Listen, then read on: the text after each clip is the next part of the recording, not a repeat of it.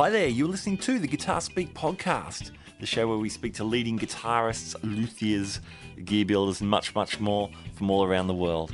My name's Matt Wakeling, and thank you so much for joining me today. Now, thank you for all the great response that we received following the Dweezil Zappa interview that we posted in episode number 64. It was really cool to meet Dweezil and talk about his Australian tour and keeping alive the musical legacy of his father, Frank Zappa. Now, if you missed that interview, you can find it at guitarspeakpodcast.libsyn.com or head over to Apple Podcasts or wherever you get your podcasts from. Now, today we speak to Australian guitarist Jeff Lang. Without mother, so ill you see.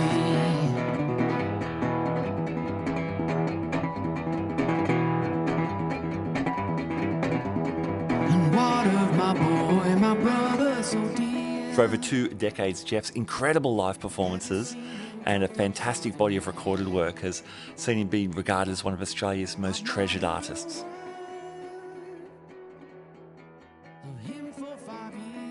Jeff approaches songwriting with such a strong narrative in the storytelling and pairs it up with virtuosic performances on resonators, electrics, acoustics, lap steels, and I guess because of that he's often placed in the blues and roots camp. But one aspect of Jeff's work that which separates him and really places him in a unique category is his absolute sonic alchemy.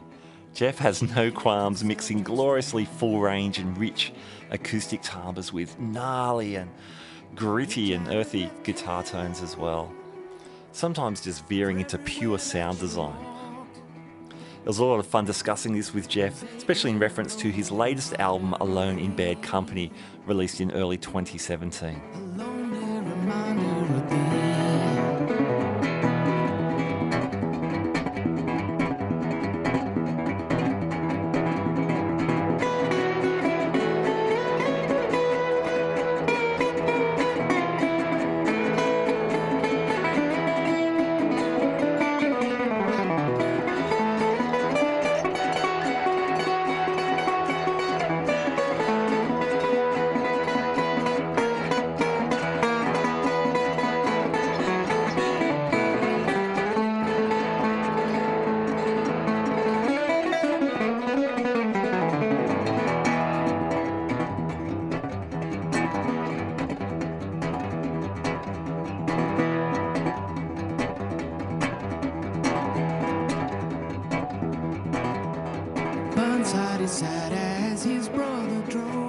I started the interview with Jeff asking if he'd always planned to work as a solo artist. Early days of playing, I was playing in like rock bands and stuff around, I was living in Geelong and played in sort of, cover bands and played in a blues band for a while down there. And I was just sort of early 90s, starting to write songs and started playing solo shows around that time. And it just kind of took over, I guess. Certainly a lot easier going out and playing shows on your own and not having to, because early days of establishing your career, there's never a lot of money around, so it's hard keeping like a 4-piece band on the road or something. So and I found it really liberating as well. Just you could kind of write a song and you didn't have to sort of wonder about, the guys that I had in my band probably weren't the right guys. They just. I didn't feel like a lot of things I was writing were able to be played. It wasn't like they were going to be played badly, but I just I didn't know exactly what I wanted from other players, and so it was kind of easier to just go out and play on your own and just put a song across, and then as you sort of work, when you don't need to have a band there, then you can kind of. You bump into someone who plays drums in a way that you really like, and you find, okay, this is what works. I just had to meet this person because it's not really, it's not fun to be kind of beholden to a particular format. Like, okay, I need to have a drummer there, so I guess I'll just get a drummer, whoever's available. It's nice to actually have people to play with it where you go, well, I just love the way they particularly play. Yeah, sure. So when did like the blues and roots become a big deal for you? Well, it always has been. I mean, I don't know what I do is necessarily, defined by blues music or roots music. So I guess roots music is a general, pretty broad umbrella term. But I mean, those things have connotations to people. People think of a certain style of music when they think of those terms, and it might not necessarily be what I do. But I've always loved, a broad range of stuff. I mean, I grew up listening to guys like Dylan and Ry Cooder and stuff like that. So, that's always been a big part of it. I mean, the focus is mostly on having a decent song to play, trying to write something that feels like it's something you can stand behind, and then add your whatever you can bring to it instrumentally to try and support the mood that you're creating with that song. That's always been the deal. I've read you describe your music as disturbed folk. What did you mean by that? That's a great term. Well, someone actually said that to me early on in the piece when I was playing around doing solo gigs. It's kind of like folk music, but it's kind of like disturbed folk music or something, and it made me laugh. So I used that one for a while. I had a live album early on in the piece that I called that, and it just sort of semi-stuck. I mean, That's great. I think from your new album, listening through like a tune like Palmyra Lad, there's that long middle section, that long jam out that might fit into that disturbed folk kind of section, perhaps. Yeah, although I just think of that as kind of, rock and roll. Yep. Cool. I love that tune. It's definitely got some maybe some Neil Young kind of vibe going on. But then, that middle section, it just becomes a real trippy section. I loved some of the production stuff you're doing on that too. Like there's this really big reverb on the guitar sometimes, and then it's just as dry as a bone. It's such a fun contrast. Yeah, I mean, I was doing that as I was going along. There's a thing where if you have a reverb on the amp and then have another one in front of it that's set really kind of extreme, and so when you switch it in, it because it's hitting an amplifier that's kind of peaking out and overdriving, and all of the reverbs kind of fight with your guitar signal to kind of find room through the circuitry and out of the speaker, and they all mush together. So that there's that happening occasionally. And then I was also, as I was mixing, I was moving the sound around in the space. I had a couple of spring reverbs, one on the left and one on the right. And so as the solo's going along, I could sort of send more reverb out to one side or the other as it went, and then occasionally none. Okay. So the guitar would sort of leap forward. It's not actually getting louder, but it just, because, as soon as you have more reverb on something, it feels like it's further away. Yes, yeah. So you'd kind of all of a sudden bring the reverb down to nothing, and it would be in a passage where I had the reverb switched off on the amp as well in the performance, and so the guitar would just kind of naturally spring forward in front of you, and So yeah, that was fun. It was fun to record and a lot of fun to mix too. That's great. Yeah, I love that. That was so cool. I'm kind of jumping ahead a little bit, but we're talking about your album Alone in Bad Company, which was released earlier this year. What goes behind a Jeff Lang album? You've done, I've lost count, it's well over 20 solo albums. Can you talk us through the writing process or the preparation for your latest record? Well, I mean, the similarity between a lot of them is there's just, a general accumulation of material. So I'll get to a point where I feel like usually, there's enough stuff there, and I'll have a pile of songs in a certain that seem to fit together, and I'll go and record them. This time round, I did have that to a degree, but also I just sort of started recording things, and I decided early in the piece that I was going to record it mostly myself.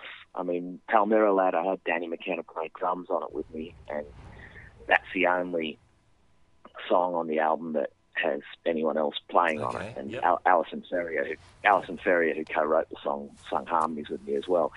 But everything else on the record was just done by me, and so I sort of decided that early on, and so I'd have a couple of songs there, and I'd think, oh yeah, I'll record these, and then once I sort of realised, oh yeah, I'm liking this. I'm liking the way this is sounding. It's got a mood to it. I think I'll pursue this. Then I could just kind of, if I'd written a song, and I felt like recording it, I could just head out and to the studio and work on that song, and I'd usually mix it on that same day as well. Okay. So I'd be out there and record. Maybe it'd be just really simple. Just one guitar, and a voice, and so I'd just do it, get a performance I liked, and then mix it, and then that'd be done. Other ones I might, like Pal Merrilad, where I just kind of went crazy with a lot of instruments. Yeah. And so I'd just sit there out there, adding things, playing other parts, and then I would mix it on the day as well. Okay.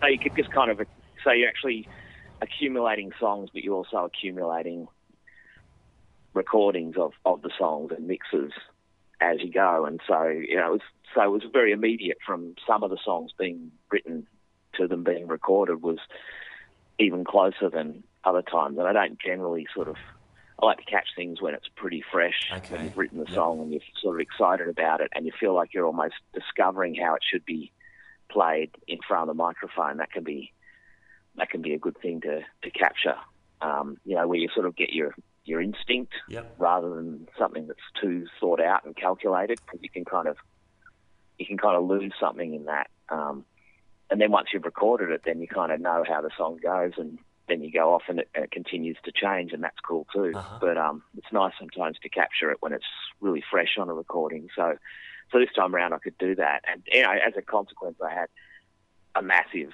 pile of stuff at the end of this process. Like I've recorded a whole bunch of folk songs as well that I didn't use, and multiple versions of a lot of these songs too. There was, say, Pal Merrilad, there was a version of that was just done on a nylon string guitar. Yep. And I just sort of would then have a look and see which, so it was very different, and I'd just have a look and see which one I preferred. Yeah, great. Sometimes, as with that one, the fleshed out version would be the one that I'd prefer, and then other times, like say with Burnside, it would be the version that was quite raw and stripped back. That would be the one that just felt better. I love that you've taken that spontaneity not only in the writing and performing, but into the mixing. That's cool. So you're not going back and retweaking stuff. Yeah, just do it when you're in the sort of the rush of being excited about this new song, and then excited about recording it, and then excited by, okay, yeah, I've got this new song. You're sort of really doing everything in that when it's that kind of occasion. Like say Brian Borrow's Walls is a song that I'd written, and once I sort of got nutted out how I wanted the melody to go, I went and recorded it straight away and then mixed it. So you're kind of doing everything in that kind of hot rush of the first kind of excitement of having created it. Whereas sometimes, you can go through a period of going, oh, Jesus, do I like this song though? Like, you write it and you get excited, and then you look at it a week later and go, is this actually any good at all? And then you sort of work your way through that, and eventually you're okay with it. But you can always perform a song effectively if you believe in it. So it's good to sort of go with that. Great. And get that rush. Mm-hmm. Now you've been touring pretty steadily since the release. Have the songs taken on a life of their own since the recording? Yeah, certain ones have been really working. Like they really kind of take flight, and then other ones, they sort of come and go. They work in a certain situation, but not in others. There's a lot of sort of slow, moody stuff on there, and so you have to dole those out. And sometimes it doesn't feel like that's the one to going for that sort of mood in a gig. You don't want to do like 5 of those type of songs in a row. Make everyone kill themselves. Sure. Do you use do you have a set list, Jeff, or do you kind of gauge it on the gig? No, especially playing solo like I have been on this tour. It's much more just kind of winging it and just doing what you feel like at the time. I mean, new songs tend to always get some kind of prominence just because you're excited more. They're new, fresh, and it sort of helps. It helps the whole set. Older songs seem to get a spark off being in close proximity to newer songs. Yeah. Okay. So I just tend to wing it. Cool. You mentioned Burnside. That's got such a meaty guitar tone. What guitar is that on that track? That's the one that's on the front cover. My old 60s Airline resonator guitar. Great. Funny instrument. It's got like a fiberglass body and the metal cone inside it and a wooden neck. And yeah, it's just, they were like a kind of, I guess like a student model or something, like one of those sort of enthusiasm for, industrial enthusiasm in instrument design. That's a great way to put it, yeah. Got this new, new body material we can try. Let's make the body out of it. It's kind of like fiberglass with a plastic case around it. So it's, But yeah, we'll do it with this fiberglass stuff. Fiberglass guitar body. What will that sound like? Well, it sounds kind of funny and honky. But then I had it mic'd up, and I also had it running through a little Rex Mascot amplifier, and that was it. Just vocal mic, guitar mic, and one mic on the amplifier. And then I just spread the amplifier's sound in the mix with just a little bit of tape echo. Okay, nice. Yeah, it's a cool tone. It's very primal and immediate, that kind of honk. Yeah, well, I was standing right on top of the amp. Like the amp was sitting right next to me, so it was kind of like in the intro where you hit the start feeding back. It was kind of ready to feed back at any moment. It's, not a big amp. Little Rex Mascot's only about 5 watts or something, but it was turned up pretty loud. So yeah, I was actually surprised because when I was checking it out to mix, there was actually still a lot of signal in the acoustic guitar mic, because they do spit out a bit of level, those resonator guitars. But I was surprised that it actually didn't have too much of the amplifier in it, because the amplifier just was all I could hear in the room. Oh, that's great. What other guitars on the album? Like the acoustic on Fugitive Ghosts is a beautiful tone. What acoustics are you playing? Are you still playing your Churchill guitars? Yeah. That's Churchill acoustic guitar. That's it's a nice sound. Managed to get a nice kind of dry acoustic guitar sound on that one. There's that. So the Churchill acoustic guitars, like things like there's quite a lot of instruments. Let's try and think. So if Fugitive goes through the middle solo on that is the Churchill acoustic lap steel. Okay. I wanted to have a thing on that one where I could sort of travel through a pretty short little solo. It's a tight little solo, but I wanted to sort of travel through being from a purely acoustic mic'd up sound to electric sounding and also quite trippy and backwards and stuff like that. You do the reverse, and then back again. Awesome. And then back again. It gets a bit gnarly in the middle. And that was all.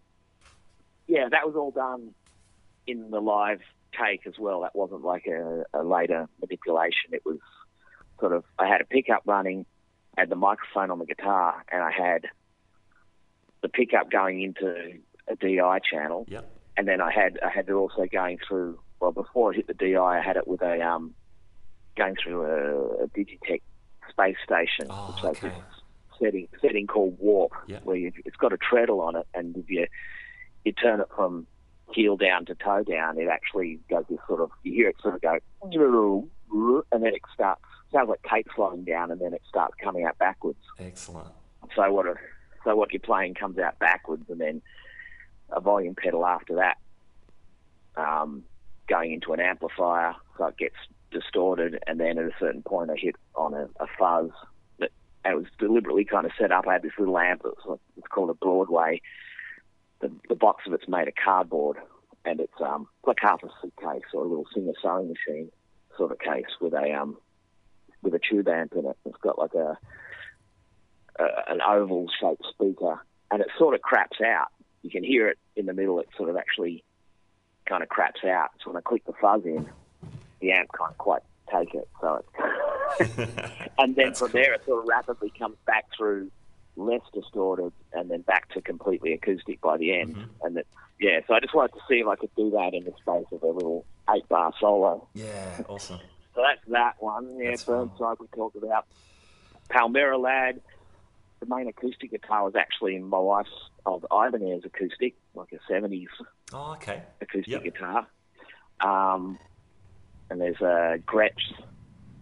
I've got a recent Gretsch Electromatic solid body I've got a pair of old old Fender wide range humbuckers in it. Oh, yeah, So cool. that was the main electric guitar on that song. Let's see, down electro bass on there as well. Yeah, cool. What else? What other songs are there on there? Trying to think of other guitar. There's little instrumentals. So there's quite a few different things on those. Little guy playing electric guitar on the first instrumental, like Falling Down an Infinite Staircase. And I was playing it also with various. So some of the things that sound like percussion on there are playing slide with, like, say, a cardboard toilet tube. Oh, really? So, yeah, and a kind of paper coffee cup and things like that. So they filter out a lot of the frequencies and you get no sustain. Yep. So it ends up sounding like steel drums or kalimbas and things like that. And so yeah, you get some interesting sort of textural sounds, percussive sounds with that sort of stuff. Yeah, cool. Preaching Supros and a little Supro lap steel run through a wah pedal and, believe it or not, a gorilla practice. Oh, yeah? Great. I remember those well. I recorded that. I recorded that slide guitar part really late at night, and I didn't want to DI it, so I set this little gorilla. It had this disgusting sounding tube crunch. Yeah, the little switch. No. Yeah. So I had that wound up, and the amplifier was like, I mean, it was as loud as just the acoustic strings off the electric steel. Okay. I was very quiet sitting at my feet. Yeah. And I listened the next day and thought, that sounds like it's raging. That's awesome. I love it. I love all this experimentation. Well, sometimes you want a big rich sound. I mean, the soloing on Palmera Lad, that's more traditional, like not a huge amp, but the amp's wound up and the tubes are working, and that sounds, and that's what you want for that. Yep. But other times something that, it might be run through a little cigarette pack amp with a plastic speaker, and it on its own it sounds kind of disgusting, but in a track it can be just a thing. Yeah, okay. For your slide, your lap steel, or your standard guitar, do you have any go-to tunings you're using? Yeah, I like, for a lap steel, the general home base is open E. Okay. But then there are certain ones that are variations on that, like, say, Nocturne for Tangle, I had a little slide instrumental piece on there on the lap steel. That's with, it's like open E, but the third string isn't a G sharp, it's actually an F sharp. Okay, yep. So it'd be E, B, E, F sharp, B, E. And then sometimes I'll use E, B, E, F sharp, B, D. Okay, like a ninth chord sort of thing. So, yeah, like it's got a ninth in the middle and it's got a dominant seventh on the top. Yeah, cool. Yeah, so that one I use a fair bit. And then there's other ones on acoustic. I use Dadgad a fair bit. And there's another one I use a fair bit, which is, it's like standard, but the G strings drop down to E and the D strings drop down to B. Okay. And then on Fugitive Ghosts, it's that tuning, but instead of the D string stays like normal, but just the G is dropped down to E. That's what's going on that song. Gotcha. Fantastic. So as we mentioned earlier, you've been pretty flat out touring since the album's come out. What have you got coming up for this second half of the year, or latter half, I should say? There's less extended run for touring. It's more just the odd show here and there. I mean, I'm doing the Sydney Guitar Fest obviously soon. Yeah, fantastic. There's just the odd shows here and there. There's a few in Victoria in the next month or two, sort of little festivals and things like that are happening. And then, at the end of the year, I'll be playing at Woodford Folk Festival. But yeah, up until then, it's more just the odd show here and there, like maybe, 5 or 6 shows in a month, sure, as opposed to, 20 shows in a month. Yeah, like May and June looked full on. Looked like you were everywhere, which is Yeah, great. yeah. From February to July, it was pretty intensive. Yeah. Yeah, cool. Well, that's great. And so you were over in the UK for a while as well. So great to Yeah, couple of weeks over there in the middle of all of that. yeah. Kind of crazy little. That was the sort of most busy month because I was also I've been recording, producing an album for. Well, there's a few albums on the go for other people that have been working on in the studio simultaneously. Great. But yeah, in amongst all of that stuff was recording an album for someone else, which is still ongoing. But yeah, that was all sandwiched in amongst all that too, so it was nuts. Yeah, right. Well, mate, good stuff. Good to hear you're busy. And the new album's fantastic. So congratulations. Oh, cheers. And yeah, I'm glad you enjoyed it. absolutely, yeah. And I'm hoping to catch you at the Sydney Guitar Festival with the Slide Evolution night they've got on with. Yeah, that should be fun. Yeah. Good to team up with Dom Turner and Fiona Boyce for that too. It'll be a fun night. Yeah, it should be great. Have you worked with those guys before? Fiona, I've not actually played. Oh yeah, maybe I have actually on a festival a while ago. Actually, I think I have. So yeah, with both of them I have. Okay, great. More with Dom, but yeah, it's always good. They're long-time friends and love what they both do. So it'll be great fun to have a play together as well as doing our own thing. Fantastic. Good stuff. Well, Jeff, thanks so much for your time. I really appreciate it, and all the best for the rest of the gigs and albums you're producing, and your own stuff, of course. Good on you, man. Thanks for your time. All right, there you go. My conversation with Jeff Lang. I really enjoyed meeting him and finding out a bit more about his totally unique approach to songwriting and guitar playing. Now, if you're enjoying the podcast, you might consider one of a couple of ways in which you can support the show. Number one is by sharing the episodes on your social media or what have you. That totally helps us get the word out way beyond what we can do ourselves and is incredibly appreciated. So yeah, share the episodes. Another way you can support the show is via Patreon, where you can contribute financially to the running of the show. Helps us keep the lights on and continue what we're doing. There's a link to the Patreon site in our show notes.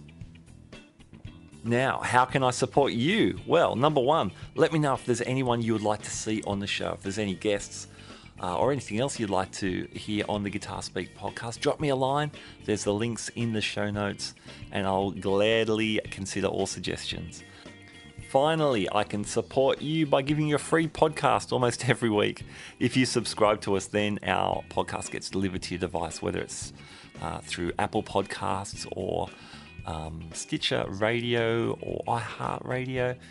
You can get the podcast for free. So if you're just tuning in today or just seeing an episode here or there, why not subscribe? And then you get it every single episode without fail.